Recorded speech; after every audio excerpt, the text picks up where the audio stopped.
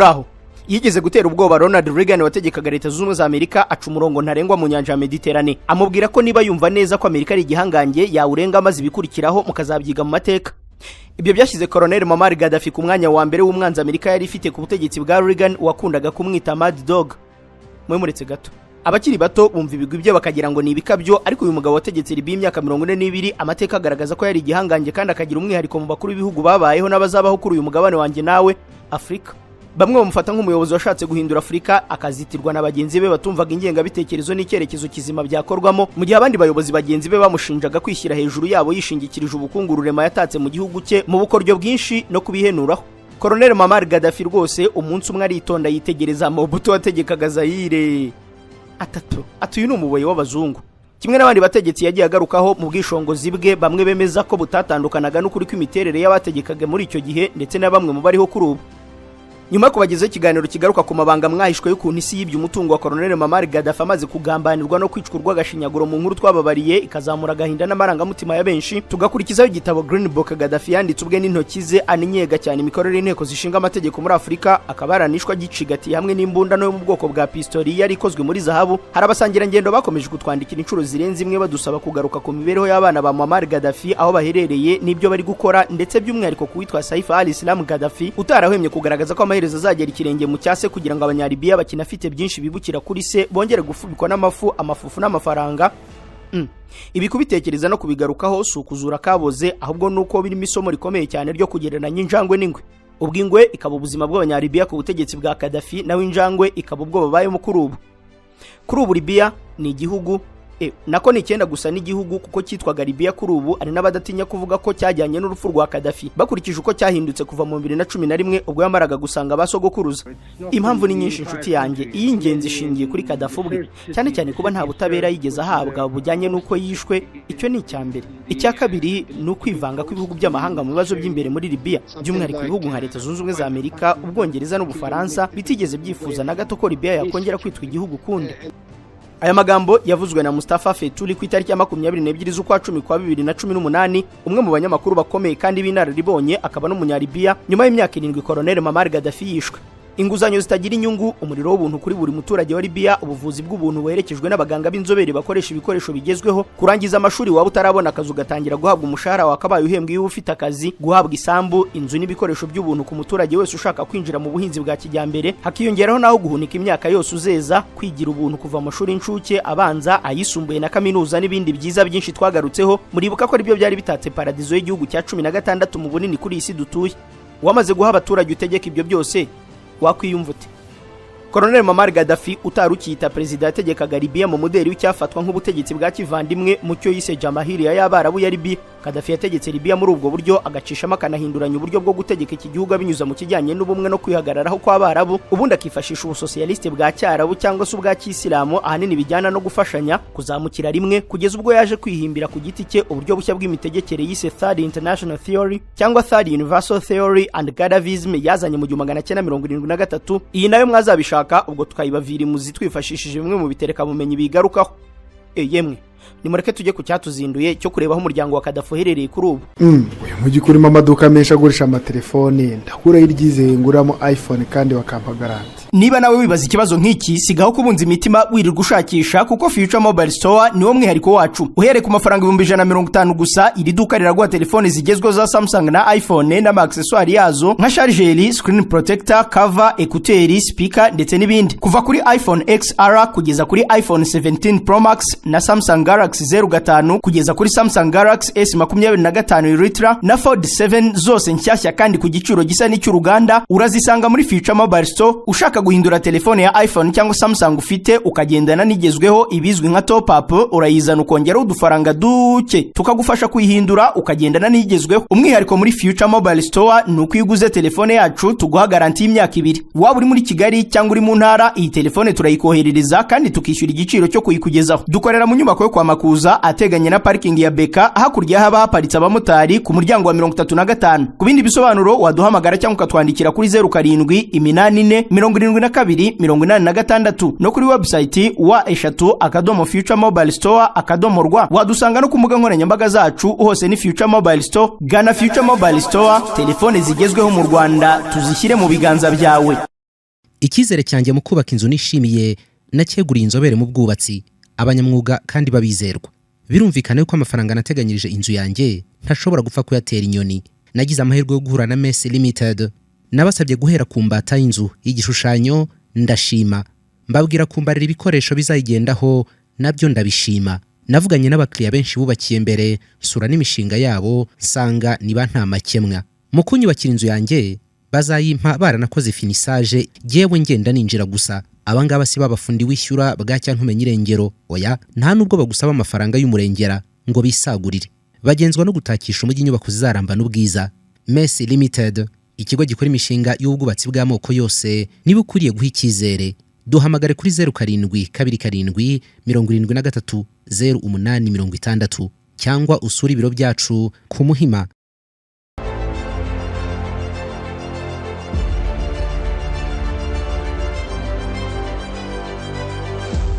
Ku itariki ya 17 z'ukwezi kwa gatatu mu 2011 ubwo haburaga iminsi 217 ngo Kadafi yicwe, umunyamakuru wa Elo News witwa Riyad Moses yatumiye umuhungu wa Colonel Muammar Gaddafi witwa Saif al-Islam Gaddafi kugira ngo agire ibyo amwibariza kuri politike ya Libya n'ukuntu papa wageramiwe nabo mu burengerazuba bamusukagaho umuriro utazima nkaho rwose bafitanye ibibazo birenze kuri ibyo abantu bari bazi.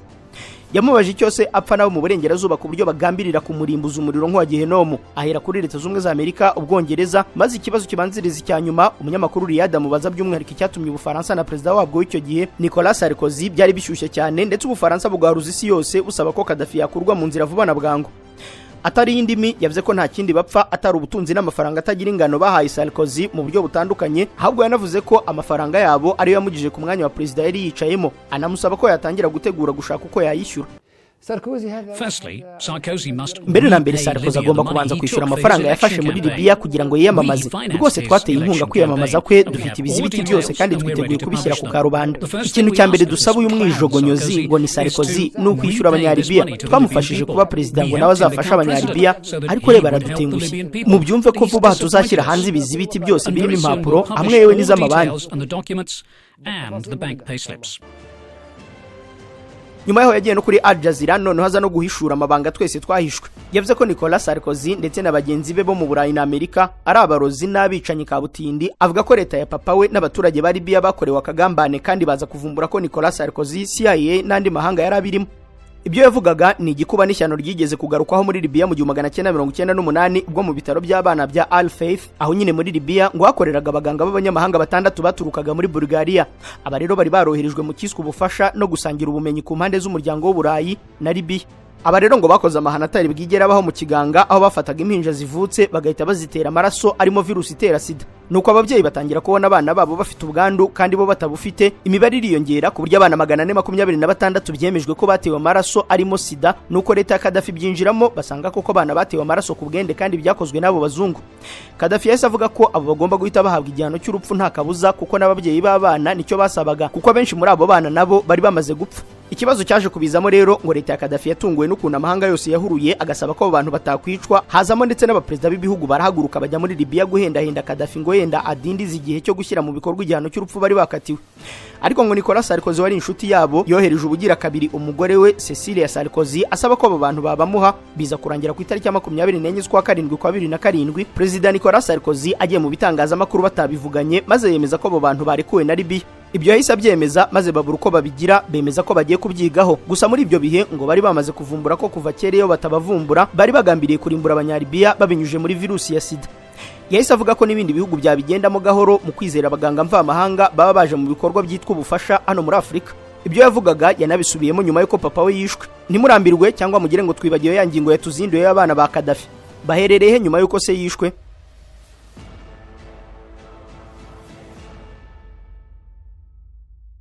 Ubundi Muammar Gaddafi yashakanye n'abagore babiri babyarana abana 8. Umugore wa mbere batanamaranye igihe kinini yitwa Fatih al-Nur. Uyu bashakanye mu 1969 babyarana umwana umwe witwa Muhammad Gaddafi. Naho umugore we wa kabiri ari nawe babyaranye abandi bana 7 basigaye yitwa Safia Farkash. Uyu we bashakanye amezi make nyuma yo gutandukana n'uriya wa mbere kuko bashakanye mu 1970. Nuko we babyarana Saif al-Islam Gaddafi, Al-Sad Gaddafi, Mutasim Gaddafi, Anbar Gaddafi, Aisha Gaddafi, Saif al-Alab Gaddafi na Kamis Gaddafi. Gusa iruhande rw'abana b'8 yabyaranye n'abagore babiri tumaze kubona, Colonel Muammar Gaddafi yarafite n'umwana rera atabyaranye n'umwe muri bari abagore, n'umukobwa witwaga Ana Kadafi. Duhereye gato kuri Safia Falkash, umugore wa kabiri wa Kadafi, ku itariki ya 8 z'ukwezi kwa gatatu mu 2012 mu nkuru yiswe Fallen Queens, Libya's Desperate Housewife, ikinyamakuru The African Report cyanditse ko Muammar Gaddafi ngo yahuriye na Safia Falkash wari umuforomokazi mu bitaro bya Benghazi mu 1971 ubwo yari afite imyaka 21, kuko Safia yavutse mu 1950. Nyuma yo gushyingirwa, umwana wabo w'imfura yavutse mu 1972. Uyu mugore ufite ibisekuru muri Bosnia, kuva icyo gihe atangira inzira y'ubuzima bw'ubutunzi n'ubutegetsi, kandi imyaka yose umugabo yamaze ategeka Libya niwe wamenyekanye nka First Lady.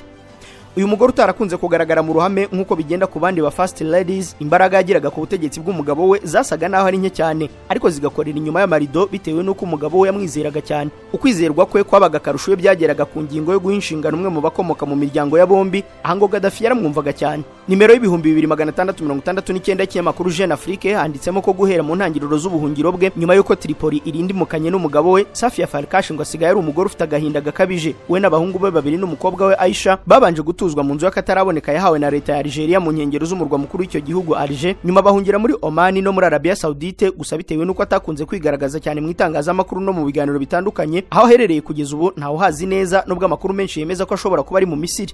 Ni mu gihe umugore we wa mbere Fatah Al-No we rwose yatandukanye na Kadafi nyuma y'amezi 6 babana, ariko bakabyarana uriya mwana umwe Muhammad Kadafi. Amakuru avuga ko uyu mugore yapfuye ku itariki ya 23 z'ukwa karindwi mu 2018.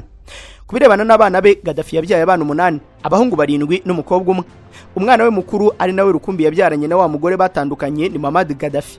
Muhammad Kadafi ni umuhungu w'imfura wa Colonel Muammar Gaddafi, yavukiye Tripoli ku itariki ya 15 z'ukwa gatatu mu 1970.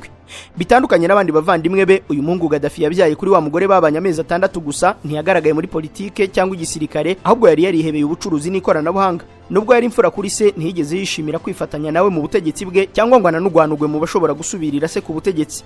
Yabaye umuyobozi w'ikigo rutura mu by'itumanaho Libyan Post Telecommunication and Information Technology Company, ni ikigo cyagenzuraga imikorere y'iby'itumanaho kikita cyane ku mikorere ya telefone na serivisi za internet muri Libya. Iruhande rw'ibyo, Muammar Gaddafi yabaye na perezida wa komite olympique muri Libya, ari naho wenda yamenyekanye cyane, gusa ntabwo yagiye mu bindi bya politike. Inyandiko z'ibinyamakuru nka Jeune Afrique zimusobanura nk'umugabo utuje kandi udakunda ibya politike, nubwo se yabaye muri iyo mikino imyaka 42. Mu 2011 ubwo se yicwaga, inyeshyamba zamufungiye mu rugo rwe i Tripoli. Inyeshyamba nyuma zaje kumurekura, ndetse intambara irangiye ahungira muri Algeria, ahava yerekeza muri Oman, kandi kuva icyo gihe ubuzima bwe buri mu ibanga. Nta cyaha na kimwe yarezwe, yewe n'inyeshyamba ntizigeze zifuza kuba zamwica cyangwa ngo zimukorere icarubozo ubwo zamufungaga.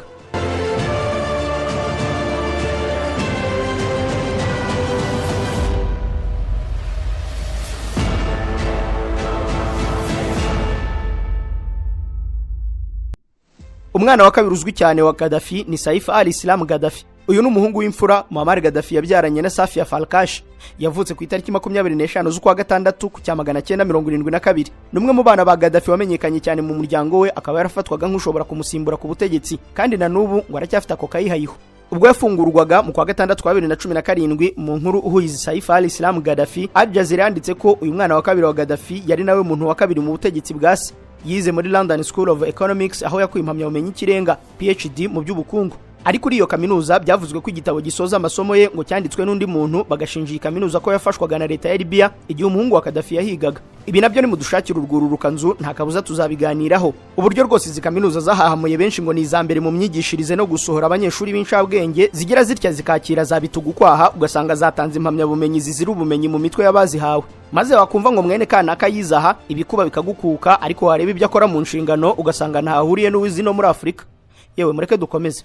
Saif al-Islam yigaragaje nk'umuntu w'imitekerereze igezweho, akaba umuntu ujijutse cyane ku ngingo y'ububanyi n'amahanga, by'umwihariko mu bijyanye n'imikoranire n'abo mu burengerazuba bw'isi. Uyu muhungu wa Gaddafi nta mwanya n'umwe wa guverinoma yigeze mu myaka 42 y'ubutegetsi bwa se, ariko yabaye umujyanama wa se mu by'imitegekere, kandi nyuma yumvikanye cyane avugira ubutegetsi bwa se igihe bwari bugeze aharindimuka. Uretse imbere muri Libya, n'amahanga yarabibonaga ko Saif al-Islam ari ugomba kuzasimbura se ku butegetsi, aho yari yitezweho kuzana impinduka zimwe na zimwe mu by'ubukungu no gushyiraho itegeko nshinga rishya rizanagendana no kuvugurura umubano wa Libya n'ibihugu byo mu burengerazuba. Kubera kutihanganira bigaragambya no kubakorera icarubozo agamije kurinda ubutegetsi bwa se, tariki 27 z'ukwa gatandatu kwa 2011 nibwo isura ye mu ruhando mpuzamahanga yatangiye guhindanywa. Ubwo urukiko mpuzamahanga mpanabyaha ICC rwasohoraga impapuro zo kumuta muri yombi akurikiranweho ibyaha byibasira inyoko muntu bijyanye n'icarubozo no kwica abantu batavugaga rumwe n'ubutegetsi bwa se. yafashwe n'inyeshyamba mu kwezi kwa 11 mu 2011 ahitwa Zentan mu gihe cy'imyaka 6. Mu 2015 yakatiwe igihano cy'urupfu n'urukiko rw'Itiripoli adahari, ariko ntabwo cyashyizwe mu bikorwa. Ubwo yavaga muri gereza ya Zentan mu 2017 inyeshyamba zamuhaye imbabazi. Mu 2021 Saif al-Islam yatangiye kugaragara mu bikorwa bya politike bya Libya, aho yatangaje ko ashaka kujya mu bikorwa byo kwiyamamariza kuzasimbura se. Yemeranya na bamwe mu bari bamushyigikiye ndetse yigaragaza nk'ushaka kugarura ubwumvikane bwa politike mu gihugu. Yatanze impapuro zo kwiyamamaza nubwo amatora atigeze aba. Kandidatire ye nayo ntabwo yigeze yemerwa bitewe na za mpapuro zo kumuta muri yombi za ICC ndetse na byaha yahamijwe n'urukiko rwa Tripoli. Amatora muri Libya yarasubitswe kandi kugeza ubu ntawe uzahazaza huyu Saif al-Islam muri politike, kuko yita umucunguzi wa Libya agahamagarira abantu bwiyunge. Anenga cyane akaduruvayo kavutse mu gihugu nyuma y'ubutegetsi bwa se ndetse no kuboko kw'amahanga mubera mu gihugu cye.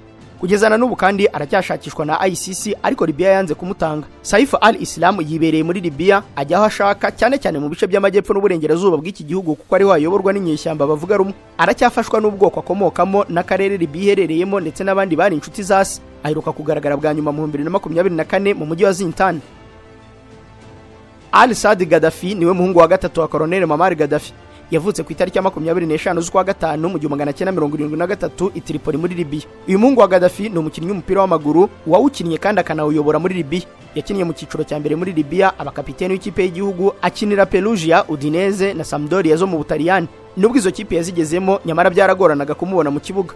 Nyuma yaho ngo yaje no guhagarikwa kubera gukekwaho gukoresha imiti yongera imbaraga, ariko hakaba andi makuru yavugaga ko uko kugendwaho kose kwaterwaga n'impamvu za politike. Nyuma yaje kuyobora ishyirahamwe ry'umupira w'amaguru muri Libya. Ubwo yariyoboraga yubatse ibikorwa remezo bya siporo, ateza imbere umupira n'andi mavugurura. Nubwo atagaragaraga muri politiki, ariko yari afite umwanya ukomeye mu gisirikare, by'umwihariko mu mutwe w'ingabo zidasanzwe Special Forces. Ni umutwe washinjwe guhohotera abigaragambyaga bamagana ubutegetsi bwa se mu 2011 kandi ngo ku mabwiriza ya Al-Saad Kadafi. Nyuma y'uko ubutegetsi bwa se buhirimye, yahungiye muri Niger, nuko icyo gihugu nacyo gishyirwaho igitutu cyinshi. Ubutegetsi bwa Niamey bufata umwanzuro wo kumwohereza muri Libya, arafungwa muri gereza ya Al-Abda i Tripoli, aho abantu ba hafi ya Kadafi bari bafungiye. Al-Saad Kadafi yashinjwe gutegeka iyicwa ry'umutoza w'umupira w'amaguru mu 2005 witwaga Bashir al-Rayyan. Yashinjwe gukoresha nabi umutungo wa leta, ruswa no guhangana bikomeye n'abigaragambyaga mu 2011. Ifungwa rye ryateje impaka cyane mu 2018 ubwo hajyaga hanze amashusho amugaragaza yakubiswe yakorewe iyicarubozo rikomeye muri gereza. Mu kwa kane kwa 2018 urukiko muri Libya rwamuhanaguyeho icyaha kijyanye n'urupfu rwa wa mutoza. Mu 2021 Al-Saad Kadafi baramurekuye ava muri gereza nk'ikimenyetso cyo kwimika ubwiyunge. Amaze kurekurwa yavuye muri Libya yimukira muri Turkiya, kuri ubaherereye mu murwa mukuru Istanbul. Byagendekeye Vocational Training Center MVTC, ishuri ry'umuryango mpuzamahanga udaharanira inyungu Fondazione Byagendekeye Onlus, rikigisha imyuga n'ubumenyingiro mu gihe gito. Amezi 6 burangije kwiga ugahita ujya mu kazi. Bigisha gutwara no gukanika ibinyabiziga, amategeko y'umuhanda, gusudira, gutunganya imisatsi, ubwubatsi, ubudozi, gufotora no gutunganya amashusho, indimi n'amahugurwa kuri mudasobwa. Nzamagana y'urubyiruko rwiza amashuri abanza rugakomereza muri Byagendekeye Vocational Training Center. Uyu munsi bakaba bari mu kazi, abandi ari abakoresha. Iri shuri riherereye mu murenge wa Ririma mu karere ka Bugesera. Fondazione Byagendekeye Onlus yashinze iri shuri itanga inkunga cyangwa scholarship zo kuryigamo ndetse n'izo kwiga mu zindi kaminuza ku rubyiruko rwo mu karere ka Bugesera rutishoboye. Iri shuri rifite amacumbi ku bahungu n'abakobwa, rigatanga n'amafunguro ku biga bataha n'abacumbikirwa. Ntabwo tuzi icyo hazaza haduhishiye, gusa icyo tuzi ni ukuhategura, ariko kwiga muri Byagendekeye Vocational Training Center. Ibinyamakuru biratubwira amakuru y'ibibera ku isi, abanyapolitike bakatubwira imigabo n'imigambi yabo, abandi nabo bakatubarira inkuru zabo n'ababo. Nyamara ariko hari andi makuru batatubwira. Ayo makuru na ya kampani Rubavu Buy and Sell Limited. Ngiyi kampani yizewe mu kugura no kugurisha ibibanza n'inzu mu buryo bwihuse. Ikorera mu burengerazuba bw'u Rwanda, by'umwihariko mu mujyi wa Rubavu ndetse no mu karere ka Musanze. Uretse kugura no kugurisha inzu, inabafasha kugura ibibanza no kubigurisha, ikanabafasha kubona apartment zo kubamo by'igihe gito cyangwa kirambye, ikanabafasha kuzamamaza. Ku bindi bisobanuro waduhamagara kuri 0782 42 43 82 cyangwa ukatwandikira ku mbuga nkoranyambaga zacu, hose twitwa Rubavu Real Estate. Rubavu Buy and Sell Limited, your trusted real estate partner. Mutasim Kadafi niwe mwana wa kane wa Colonel Muammar Kadafi.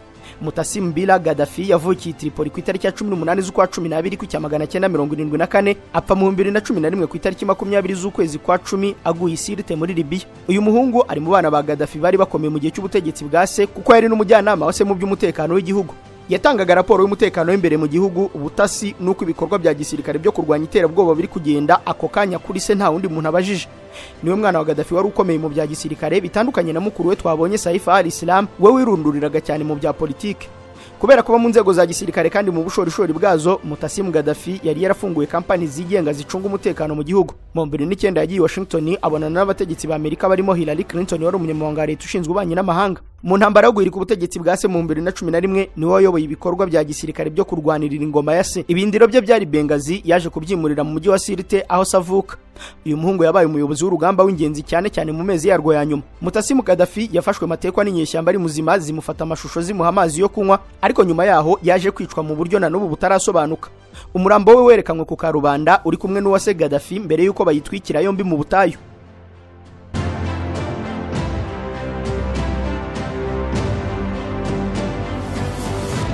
Anibari Mamari Kadafi nundi muhungu wa Colonel Mamari Kadafi. Uyu muhungu yavutse ku itariki ya 20 z'ukwa 12 mu 1975. Uyu nawe akaba umuhungu wa Safia Falkash. Nubwo atamenyekanye cyane muri politike nk'abakuru be, Anibari yari umuntu ukoresha cyane izina rya se n'ubukungu bw'umuryango wabo. Yarashinzwe ubugenzuzi bw'amazi yose ya Libya, ibyo bituma aba nk'uwicaye ku kigega cy'ubukungu bw'igihugu. Ni umusore wiberagaho mu buzima bwo kwinezeza nk'abandi bose barenze uruhombero, akayamvugo yabubu. Mu buzima bw'iraha ry'akataraboneka, uyu mwana wa Kadafi kimwe n'abandi bana b'abategetsi hirya no hino ku isi yatemberaga aho ashatse n'igihe abishakiye, ariko nawe yagiye avugwaho gukora ibyaha. Nko mu 2005 yashinjwe n'ingiko zipari mu Bufaransa ibyaha byo guhohotera abakozi b'amahoteli. Urubanza rwaje kurangira bemeranyije kubikemura mu bwumvikane. Anibari wakundaga gukubita cyane, mu 2008 polisi y'i Geneve yamutaye muri yombi we n'umugore we Aline Skafe ukomoka muri Libani, ibashinja gukubita abakozi babo bo mu rugo. Ni ibintu byateye ikibazo gikomeye cya diplomasi hagati ya Libya n'Ubusuwisi, ku buryo Libya yahise ifata Abasuwisi babiri nk'ingwate inahagarika ubucuruzi bw'amavuta hagati y'ibihugu byombi. Nyuma y'uko ubutegetsi bwa se buvanyweho, Anibari yahungiye muri Algeria, nyuma ajya muri Oman, hanyuma aza gutura muri Libani. Mu 2015 Anibari Kadafi yashimutiwe muri Libani bikozwe n'itsinda ry'abayisilamu b'abashia ryari rigamije kumushakaho amakuru ku ibura rya Imam Musa al-Sadel. Uyu ni umuyobozi w'abashia waburiye muri Libya mu 1978. Nyuma yo kurekurwa n'iryo tsinda, inzego z'umutekano za Libani zaramufashe zimushyira muri gereza kugeza amagingo ye. Libya yakomeje gusaba ko afungurwa kuko mu 1978 ubwo Musa al-Sadel yaburaga, Anibari yari umwana muto w'imyaka 3 gusa. Abamwunganira mu mategeko bavuga ko afunzwe mu buryo bunyuranyije n'amategeko kuko nta ruhare yagize mu kibazo cy'uriya imamu waburiwe irengero. Abasesenguzi mu bya politike n'imirimbanyi z'uburenganzira bwa muntu basobanura ko Imam Musa al-Sadel ari umuyobozi wabaye ukomeye ku ruhande rw'abayisilamu b'abashia by'umwihariko aho muri Libani. Uyu mugabo wavukiye muri Iran mu 1928 akaza kwimukira muri Libani mu 1959 yamenyekanye cyane nk'umuyobozi w'abanyeshuri n'abaturage b'abakene, ashinga ishyaka rya politike n'umuryango w'idini witwa Amal Movement. Yari umuntu wubashywe cyane uharanira amahoro n'ubutabera ku baturage bari Libani bose kugeza mu 1978 ubwo yakoreraga uruzinduko muri Libya. Mu kwa munani ku 1978 Imam Musa al-Sadel yagiye muri Libya ku butumire bwa Mamari Kadafi agira ngo baganire ku bibazo by'amadini n'amahoro muri Libani.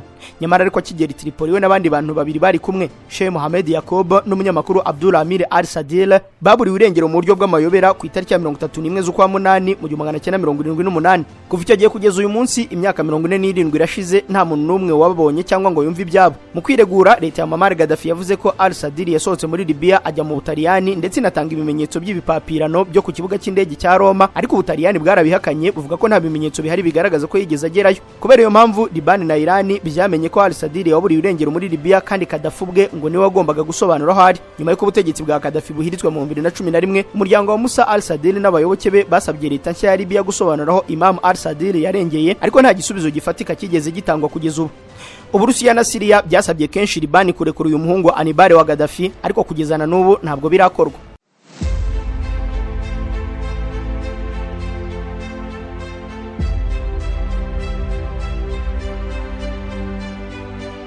Saif al-Alab Mamar al-Kadafi niwe muhungu wa gatandatu wa nyakwigendera Colonel Mamar Kadafi. Iri zina Saif al-Alab risobanuye inkota y'Abarabu. Uyu muhungu nawe yavutse kuri Safia Falkash avukira Tripoli mu 1982. Yize mu Budage muri kaminuza yo mu mujyi wa Munich aho yabaye igihe kirekire. Saif al-Alab Mamar al-Kadafi ntiyarazwi muri politike kuko yikundiraga ubuzima busanzwe n'imyidagaduro kurusha kwinjira mu bikorwa bya leta. Ugereranyije n'abandi bavandimwe be, Saif al-Alab ntiyigeze ahabwa imyanya mu butegetsi cyangwa mu gisirikare. Yaba nyina na se bombi bamufataga nk'umwana wigumuye ku mategeko yabo kuko yakundaga gukina, kwishimisha ndetse no gusohokana n'inshuti ze, kandi ntiyifataga nk'uwo mu muryango wa perezida cyane, ibyatumaga ngo se atamwizera.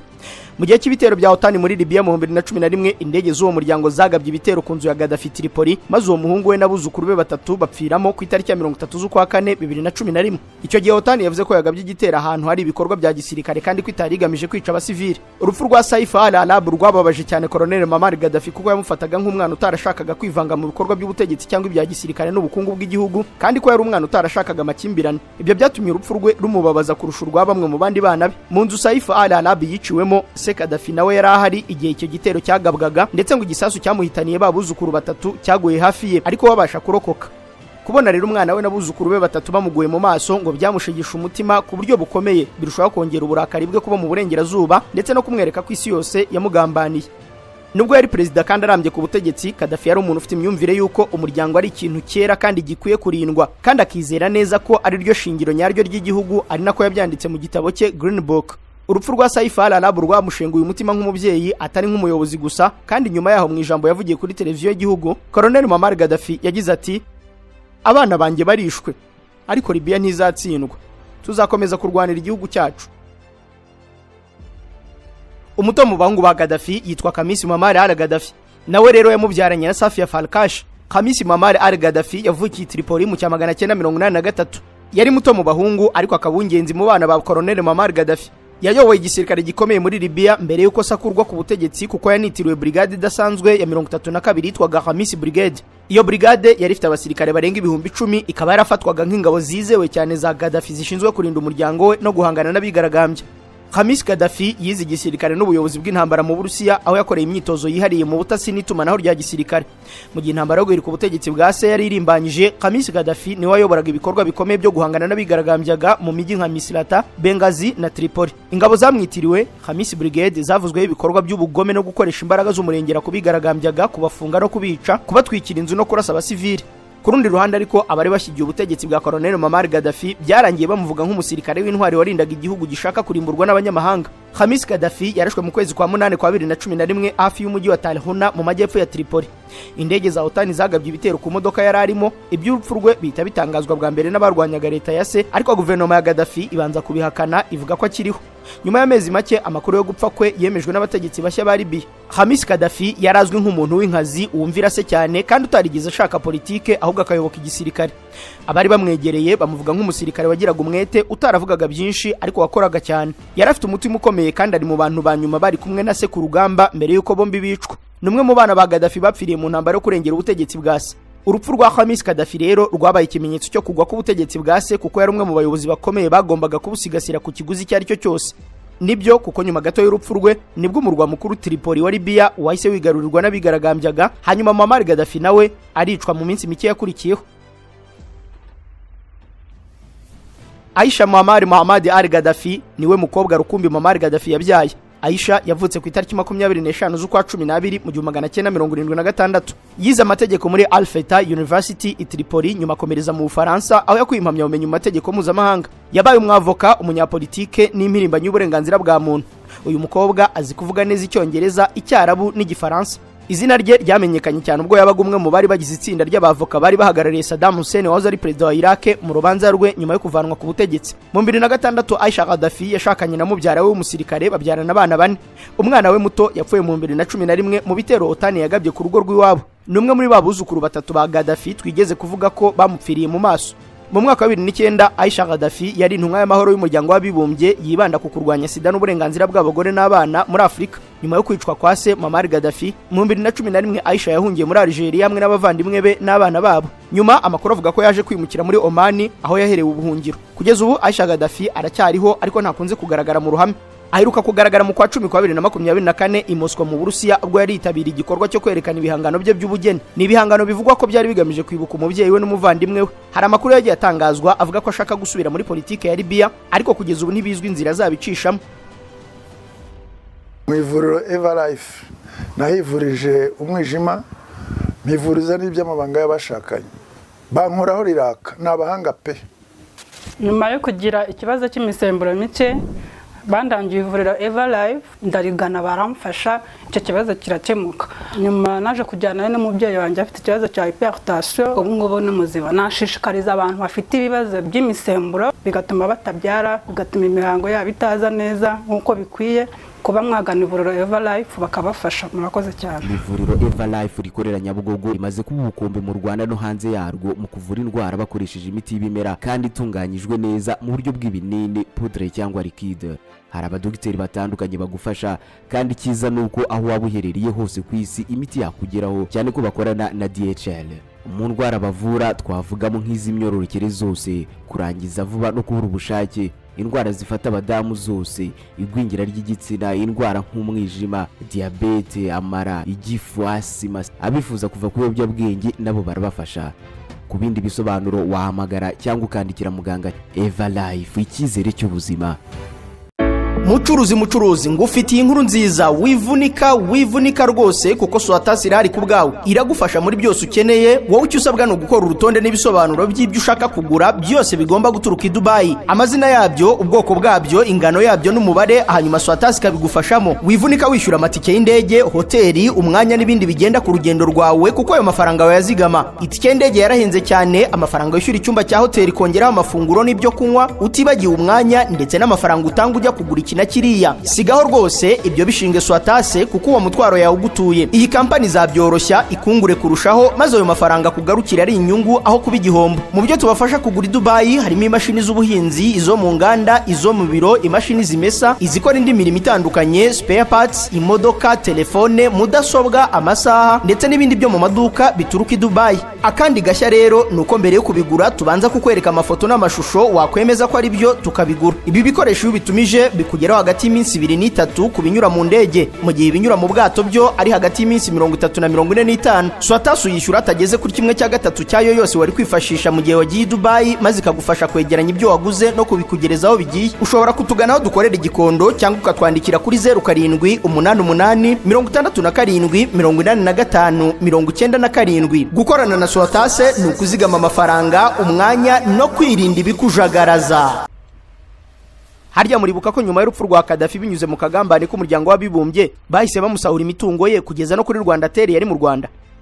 Ubundi mu buryo bwa politike mpuzamahanga kunyura mu muryango w'abibumbye maze bagasaba ibihugu byose kwijyanira imitungo yose ya Kadafi wari umukino w'ibinyoma muri politike byitwa interstate lies, bikagendana na fear mongering hamwe na strategic cover ups. Ubwo rero abibuka ikiganiro twabagijeho ku itariki ya 31 z'ukwa 12 kwa 2023 tugaruka ku binyoma karundura muri politike, tukagiha umutwe ugira uti ibinyoma karundura abanyapolitike batubeshya haba mu Rwanda n'ahandi ku isi. Ibyo mwarabyumvise hamwe na Dr. John Joseph. Kiriya kinyoma cyacuriwe mu muryango w'abibumbye yari ikarita iruta izindi yo kuzibisha n'abari kuvugira Kadafi, kuko mu buryo bumwe cyangwa ubundi Kadafi yari yarasize muri buri gihugu cyane cyane byo muri Afurika imitungo myinshi abategetsi babyo batari kwigondera. Kubabwira rero ko iyo mari bayi yabo nta nuzayibahuguza byabaye nka supaguru bari babometse ku munwa, ku buryo ngo Muammar Kadafi yahamagaye inshuti ze bari barabanye hirya no hino, zose zikamukupa, izindi zikamushyira muri blacklist. Abandi bategetsi bo ngo yabatumyeho ambasaderi bari Libya mu bihugu byabo, ariko babimana n'umwanya wo kumva ubutumwa yaboherereje, kandi ngo mbere barabyiganaga buri wese yifuza kumva ijambo ryaturutse Tripoli kuko buri gihe ryagendanaga n'agafuragiro k'imishandiko y'inote yo gushyira mu bikorwa ibyavuzwe. Nakabuza Colonel Muammar Kadafi yazize imitungo ye kuko byanagarutsweho n'ababizi kuturusha. Tugana icumbikino rero sinagenda ntabibukije ko buriya Kadafi yakoresheje ibiganza bye byose arwanira abanyafrika, ariko yiyibagiza yanyura bwenge y'umunyazimbabwe Benjamin Bulombo warushije abandi bose kurwanira abanyafrika atari umuyobozi cyangwa undi wese wabitorewe. Mbere yuko Benjamin Bulombo yitaba Imana yabanje kugira inama abandi bose ngo bazashaka kurwanira abirabura kumenya neza ko iri kubarwanira ugomba gukoresha akaboko kamwe akandi ukagakoresha wirinda abo banyafrika nyine uri kurwanira, kuko uzabarwanira nabo bakurwanya. Niyo mpamvu uyu Benjamin Bulombo yaranguruye ati, each time I want to fight for African rights, I use only one hand because the other hand is busy trying to keep away Africans who are fighting me. Ati buri gihe nshatse kurwanira uburenganzira bw'abanyafrika nkoresha ukuboko kumwe gusa, kuko ukundi kuba guhugiye mu kugerageza kwigiza abanyafrika baba bari kundwanya. Kubera iyo mpamvu ubwo mu 1959 yapfiraga mu majyepfo ya Zimbabwe mu gisagara cya Bulawayo mu bikombe by'imisozi ya Matobo, yaryamiye ukuboko kw'abagabo nk'intwari ya bose, nuko abazungu n'abirabura bajya mu kigandaro n'ikiruhuko, kuko nyine yamenye ubwenge bwa nyabwo bwo kurwanira abirabura, ariko nawe yirwanira kuko bicunze nabi bo ubwabo bakwivugana mbere yuko yivugana abanzi babo. Uzuye Muammar Kadafi, Patrice Emery Lumumba, Thomas Sankara, Kwame Nkrumah bose bakugabira inka y'indabukirano kubw'iyi nama y'inyamibwa.